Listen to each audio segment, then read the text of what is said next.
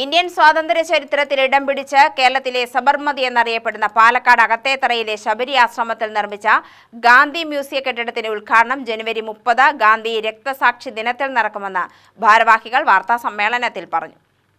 VK. Sreekandan എം.പിയുടെ ഫണ്ടിൽ നിന്നും 50 ലക്ഷം രൂപ ചിലവഴിച്ച മ്യൂസിയത്തിനായുള്ള കെട്ടിടം നിർമ്മിച്ചു. കെട്ടിടം വി.കെ. ശ്രീകണ്ഠൻ ഉദ്ഘാടനം ചെയ്യുമെന്ന് ഹരിജൻ സേവക് സംഘ് ജനറൽ സെക്രട്ടറി എം.എൻ. ഗോപാലകൃഷ്ണ പണിക്കർ വാർത്താ സമ്മേളനത്തിൽ പറഞ്ഞു.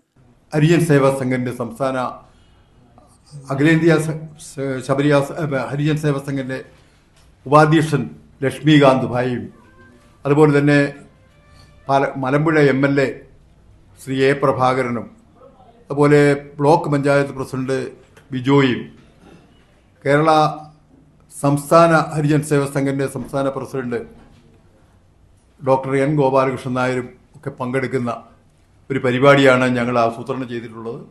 1923 സ്വാതന്ത്ര്യ സമരസേനാനിയും ഹരിജൻ നവോത്ഥാന നായകനുമായ കൃഷ്ണസ്വാമി ശബരി ആശ്രമം സ്ഥാപിക്കുന്നത്. 3 വട്ടം മഹാത്മജിയുടെ പാദസ്പർശമേറ്റ ശബരി ആശ്രമം കേരളത്തിലെ സബർമതിയായാണ് അറിയപ്പെടുന്നത്. ഇന്ത്യൻ സ്വാതന്ത്ര്യ ചരിത്രം, സ്വാതന്ത്ര്യ സമരത്തിലെ ശബരി ആശ്രമത്തിന്റെ ഇടപെടൽ തുടങ്ങിയവ മ്യൂസിയത്തിൽ പ്രദർശിപ്പിക്കും. ലൈറ്റ് ആൻഡ് ഷോ ഉൾപ്പെടെയുള്ള ആധുനിക സംവിധാനം ഉപയോഗിച്ചാണ് മ്യൂസിയം ഒരുക്കുന്നത്.